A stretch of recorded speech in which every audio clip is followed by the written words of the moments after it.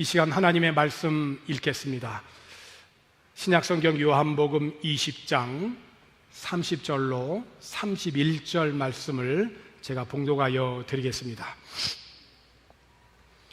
예수께서 제자들 앞에서 이 책에 기록되지 아니한 다른 표적도 많이 행하셨으나 오직 이것을 기록함은 너희로 예수께서 하나님의 아들 그리스도이심을 믿게 하려 함이요 또 너희로 믿고 그 이름을 힘입어 생명을 얻게 하려 함이니라.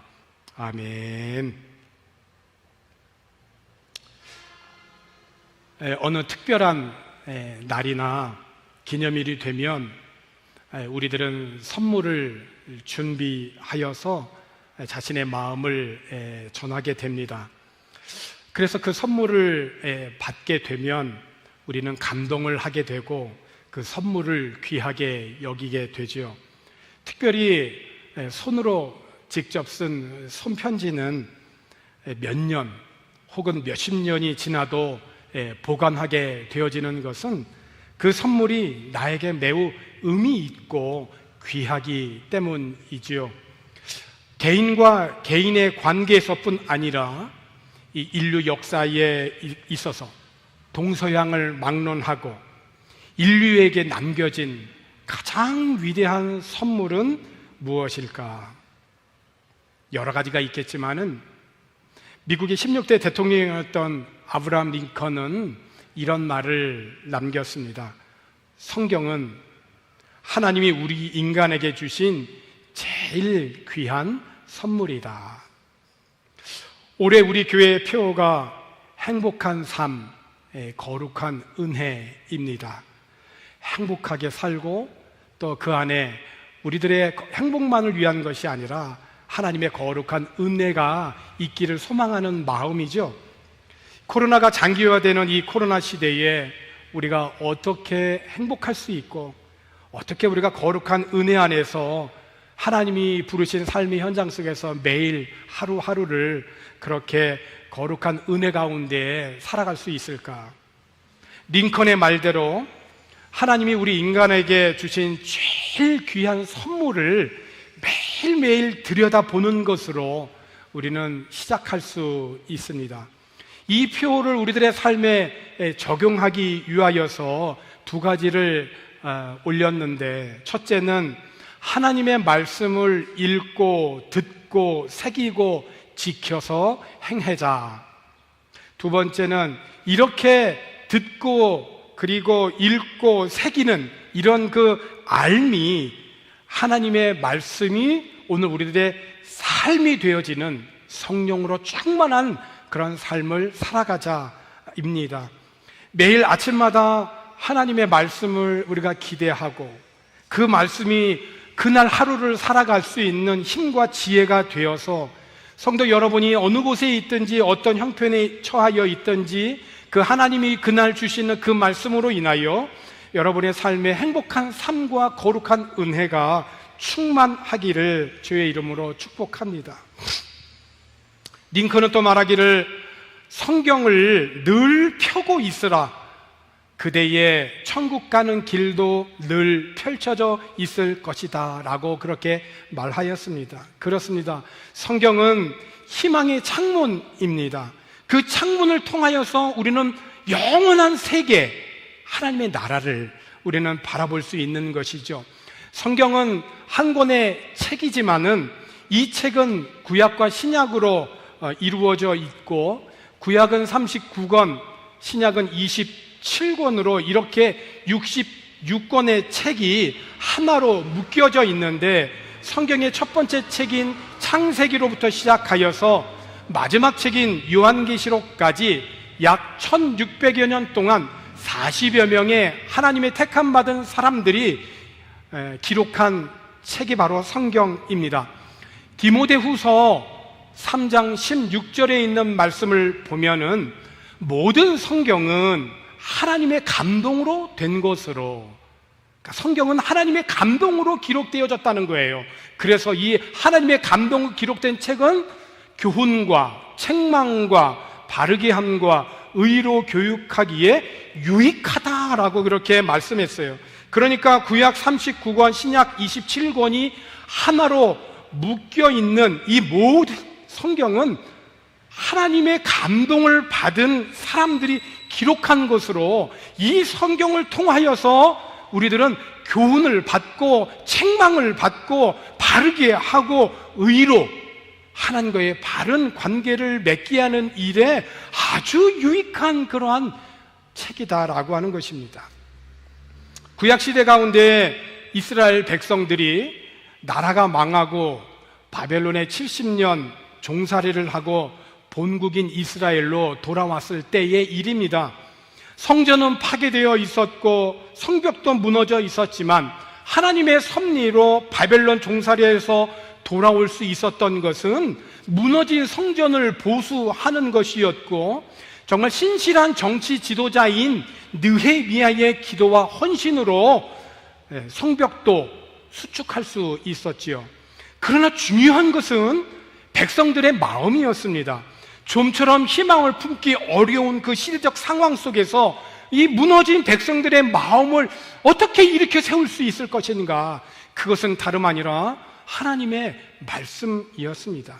그 시대적 상황을 성경 느헤미야 8장에서는 이렇게 기록을 하고 있는데 8장 2절에 있는 말씀을 보게 되면 일곱째 달 초 하루에 제사장 에스라가 율법책을 가지고 회중 앞 곧 남자나 여자나 알아들을 만한 모든 사람 앞에 이르러 3절입니다. 수문 앞 광장에서 새벽부터 정오까지 남자나 여자나 알아들을 만한 모든 사람 앞에서 읽음에 뭇 백성이 그 율법책에 귀를 기울였는데, 그러니까 당시 제사장인 이 에스라가 율법책을 가지고 와서 모여있는 백성들에게 읽어주었습니다.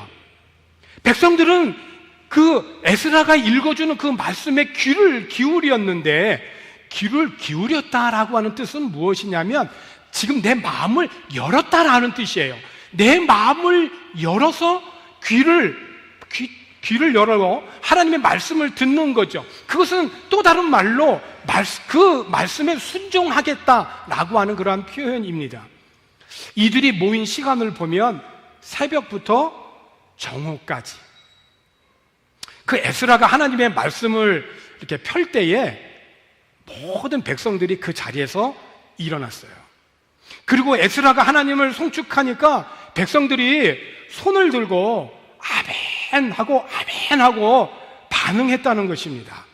느헤미야 8장 6절에 있는 말씀을 보게 되면은 에스라가 위대하신 하나님 여호와를 송축하며 모든 백성이 손을 들고 아멘 하고 응답하고 몸을 굽혀 얼굴을 땅에 대고 여호와께 경배하니라.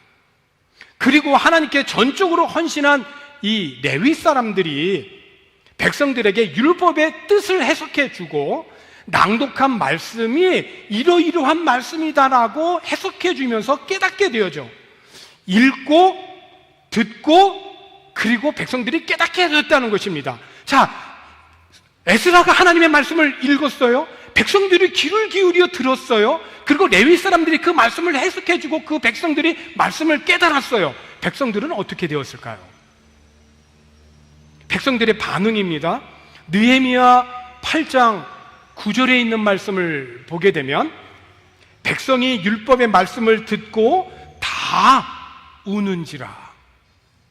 말씀을 듣고 울었다. 여러분, 눈물이 있는 사람은 소망이 있는 사람이에요. 가능성이 있는 사람들이에요. 특별히 말씀을 듣고 그 은혜를 깨달아서 눈에 눈물이 맺힌 사람들은 하나님이 귀하게 보십니다. 그 눈물이 변하여서 기쁨이 되게 해 주시지요. 느헤미야는 말합니다. 오늘은 여호와의 성일이니 슬퍼하지 말고 울지 말라고 권면합니다. 그러면서 너희는 가서 살찐 것을 먹고 특별히 단 것을 마시되 준비하지 못한 자들에게는 서로 나누어 주라고 권면하면서 이어지는 매우 중요한 말씀을 전해요. 여호와로 인하여 기뻐하는 것이 너희의 힘이니라. 여러분, 아멘이십니까? 성도의 힘이 무엇인가? 성도의 진정한 힘은 무엇인가? 하나님으로 인하여서 기뻐하는 것이 성도들에 있어서 진정한 힘인 줄로 믿습니다. 이 무너져 있는 백성들의 이 마음이 회복할 수 있는 이 회복의 신앙이 어디서 왔는가? 그것은 다름 아닌 하나님의 말씀이에요. 그 하나님의 말씀으로 인하여서 하나님을 기뻐하게 될 때 그들의 마음에 힘을 얻게 되었다는 거예요.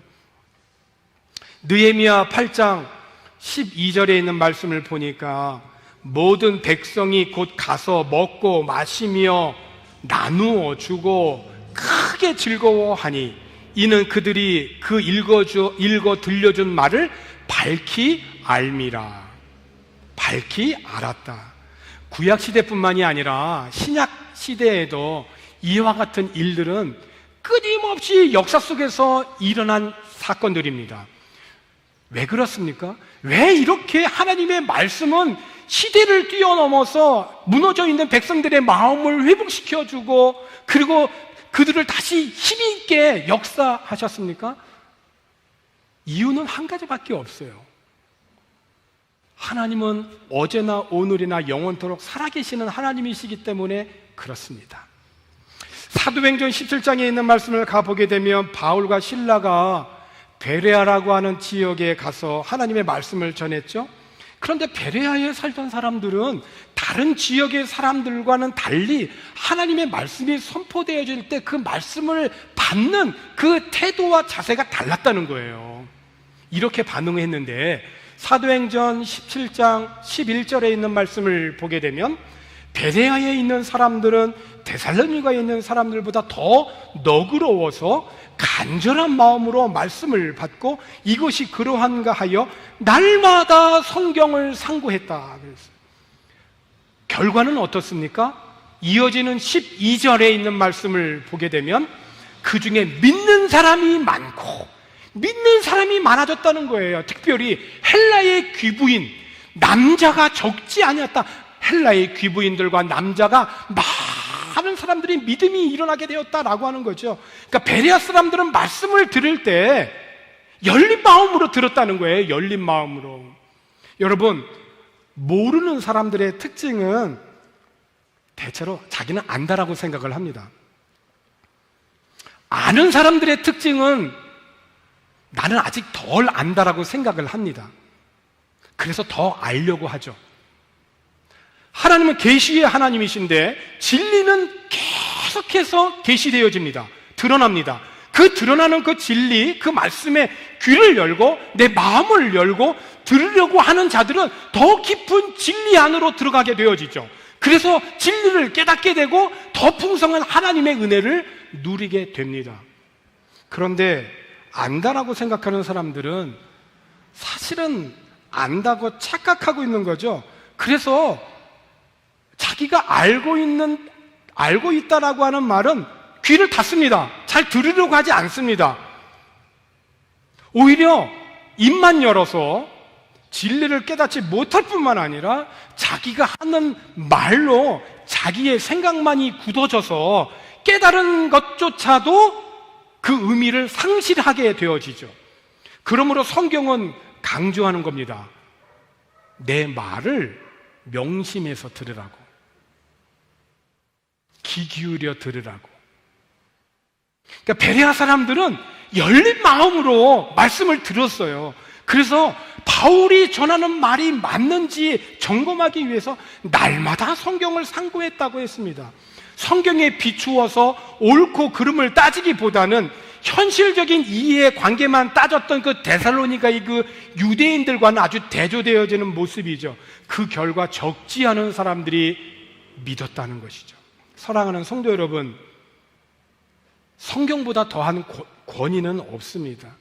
성경이 생명의 말씀이라고 믿고 고백한다면 실제적인 나의 삶 속에 얼마나 많은 시간과 물질과 마음을 쏟아서 이 말씀을 읽고 이 말씀을 마음에 새기고 또 묵상합니까? 수동적이고 맹목적으로 듣기만 하는 것이 아니라 적극적으로 묵상하고 실천하기 위하여서 노력해야 되죠. 우리가 읽고 마음에 새기는 성경이 오직 주님의 뜻을 발견하고 그 뜻에 순종하기 위해서이지 않습니까? 그렇게 되어지기를 주의 이름으로 축원합니다. 오늘 본문에 의하면 30절에 있는 말씀에 이렇게 기록하고 있죠. 예수께서 제자들 앞에서 이 책에 기록되지 아니한 다른 표적도 많이 행하셨으나, 그렇습니다. 예수님께서는 이 책에 기록된 것보다도 훨씬 더 많은 그런 표적을 행함으로 하나님을 계시하셨어요. 그러니까 표적의 목적은 무엇이냐면 하나님을 계시하시는 겁니다. 이 표적, 다른 말로 말하면 이적이라고 할 수도 있는데, 이 이적만을 목적으로만 따라가면 신앙의 본질을 놓치는 거예요. 오병이어의 사건이 그렇잖아요. 오병이어를 통해서 예수를 따라가면 내가 굶지 않고 살 수 있겠구나, 그거는 본질을 놓친 거예요. 표적을 통해서 나타나고자 하시는 하나님이 어떤 분이신가를 봐야 되는 것이죠. 눈에 보이는 현상만이 다가 아닌 것입니다. 표적을 통하여서 영원하신 하나님을 바라보는 믿음의 눈이 우리들에게 활짝 열려지기를 기원합니다. 그런데 예수님께서 이렇게 많은 표적을 행하셨는데 성경을 기록하여 남겨주신 이유가 뭐냐는 거예요. 31절에 있는 말씀입니다. 오직 이것을 기록함은 너희로 예수께서 하나님의 아들 그리스도이심을 믿게 하려 함이요 또 너희로 믿고 그 이름을 힘입어, 중요합니다, 생명을 얻게 하려 함이라. 생명을 얻게 하려 함이라. 정말로 중요한 말씀이고 우리들의 마음에 새겨야 할 말씀입니다. 이 성경을 기록한 이유가 뭐라고요? 첫 번째, 예수께서 하나님의 아들 그리스도이심을 믿게 하려 합니다. 자, 예수는 하나님의 아들이다라고 하는 말은 예수는 하나님이다라고 하는 말이에요. 그리스도라고 하는 말은 우리나라 말로 표현하면 구원자라고 하는 뜻입니다. 구약 성경을 쓴 히브리어로 보자면 메시아. 그러니까 메시아는 히브리어, 그리스도는 헬라어, 구원자는 한국말. 그러니까 예수는 개인의 이름이고 그리스도는 그분의 역할에 대한 호칭이에요. 다시 말하면 제 개인의 이름은 황철중입니다. 저희 부모님께서 제 이름을 그렇게 지어주셨어요. 그런데 제 이 황철중 개인의 이름을 넘어서 제 개인의 사역을 호칭할 때는 목사라고 얘기를 합니다. 다시 말하면 예수는 개인의 이름이지만 그 예수님이 사역에 대한 호칭을 표현할 때는 그리스도라고 하는 말을 써요. 그리스도라고 하는 것은 구원자라고 하는 뜻이거든요. 그러니까 예수 그리스도를 통하여서 우리는 구원을 얻는 구원의 비결을 발견할 수 있다는 거예요. 두 번째, 또 너희로 믿고 그 이름을 힘입어 생명을 얻게 하려 함이라고 했어요. 성경을 통하여서 예수는 구원자이시고 하나님의 아들이심을 믿게 하고 그 믿음을 통하여 예수께서 계시해 주시는 참된 생명, 이 생명을 얻게 하려 함이라는 거예요. 여러분, 이 생명이 뭘까요? 성경을 기록한 이유는 결국 생명을 얻게 하려 함이라고 하는 것인데 생명이 뭘까요? 사도행전 20장에 있는 말씀을 보게 되면 바울이 주일에 모여서 예배를 드리고 주님의 만찬을 기념합니다. 그리고 회중들에게 설교를 해요. 근데 바울이 그 다음날 아침 일찍 떠나게 되어 있기 때문에 바울의 그 설교가 좀 길어집니다. 밤늦게까지 길게 이어졌어요. 그러니까 회중들이 모인 곳은 불을 환하게 밝힌 그 다락방이었는데, 그런데 유두고라고 하는 이 청년이 창을 열고 그 창문에 이 걸터 앉아 있었는데 바울의 이 설교가 계속 이어지고 길어지게 되어지니까 그만 잠이 들어버렸습니다. 그때 갑자기 쿵 하는 소리가 들린 거예요. 유두고가 졸음을 이기지 못하고 3층 창문 바깥으로 떨어진 겁니다. 사람들이 급히 내려가서 봤더니 죽어 있는 거예요. 그러니까 유두고는 종이거든요. 하루 종일 힘든 일을 하고 얼마나 피곤했겠어요? 하지만 말씀 듣기를 사모해서 늦은 시간까지 졸음을 이렇게 몰아가면서 긴 설교를 들었던 것입니다. 어쩌면 그는 그 졸음을 피하기 위하여서 그 여러 앉을 수 있는 자리에 창문 쪽으로 갔는지도 몰라요. 조금이라도 시원한 바람을 좀 쐬면서 졸음을 이겨볼까 하는 그런 의지적인 결단이었는지도 몰라요. 그러니까 일부러 그 창문에 걸터 앉은 거죠. 말씀을 듣는 자리에 육신의 피곤함을 극복하면서 그 예배에 참여한 유두고예요. 그런 그가 졸음을 더 이상 이기지 못하고 그만 3층 창문에서 떨어진 것입니다. 그래서 그만 죽어버린 것이죠. 이때 바울이 내려가서 그 위에 엎드려 그를 꼭 끌어안습니다. 여러분, 죽은 그 아이의 몸에 완전히 같이 엎드린다라고 하는 이거는 결코 쉬운 게 아니에요. 바울이 죽은 유두고 위에 똑같이 자기의 몸을 포갠 것은 심정적으로나 육체적으로나 내가 지금 이 유두고와 하나가 되려고 하는 바울의 간절한 심정인 거예요. 그 유두고는 극적으로 다시 살아나게 되어지죠. 사도행전 20장 12절에 있는 말씀을 보게 되면 사람들이 살아난 청년을 데리고 가서 적지 않게 위로를 받았다. 여러분, 여기서 적지 않은 위로를 받았다라고 하는 말을 메시지 성경에서 보게 되어지면 이렇게 했는데, 다시 살아난 유두고를 데리고 가면서 그들은 모두 생명으로 충만했다. 생명으로 충만했다. 여러분, 어떤 생명으로 충만했을까요? 다시 살아난 생명이죠. 죽었었는데 다시 살아난 생명. 다시 말하면 죽은 자를 다시 살리신 예수님의 생명, 부활의 생명, 그 부활의 생명은 영원한 생명이라는 거예요. 그 유두고와 함께 예배에 참여하여서 유두고의 죽음을 봤었던 사람들, 그러나 다시 극적으로 다시 살아난 유두고의 그 모습을 보면서 유두고를 통하여 생명을 본 거예요. 영원한 생명, 주님만이 주실 수 있는 그 영원한 생명. 오늘 본문에 있는 말씀에서 너희로 믿고 그 이름을 힘입어 생명을 얻게 하려 함이라고 하였는데, 이 생명은 다름 아닌 Eternal Life, 영원한 생명, 영원한 생명, 다시는 사망과 죽음이 범접할 수 없는 영원한 생명인 것이죠. 예수님을 믿고 구원자 되시는 그 이름을 힘입을 때 우리들은 이 영원한 생명을 얻게 되는 것입니다. 그것이 하나님이 우리들을 사랑하사 주신 선물이에요. 이 선물을 날마다 말씀을 통하여 확인할 수 있는 저와 여러분 되기를 권합니다. 사랑하는 성도 여러분, 하나님은 우리 인류 역사에 가장 귀한 선물을 주셨어요.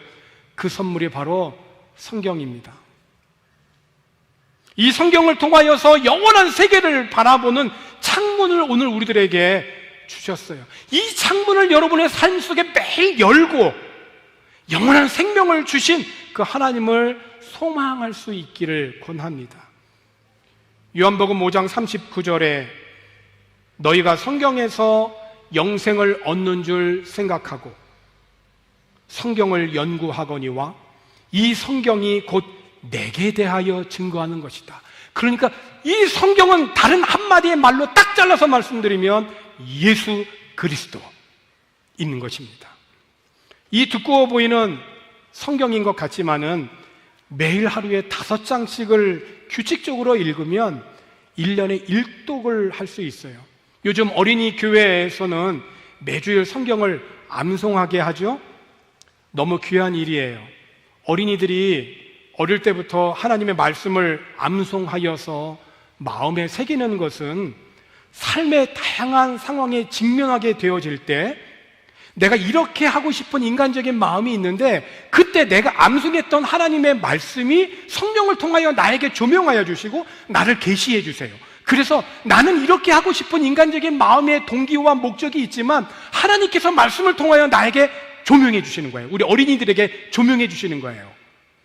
어떤 욕심을 좀 부리고 싶을 때 하나님의 말씀이 임하는 거예요.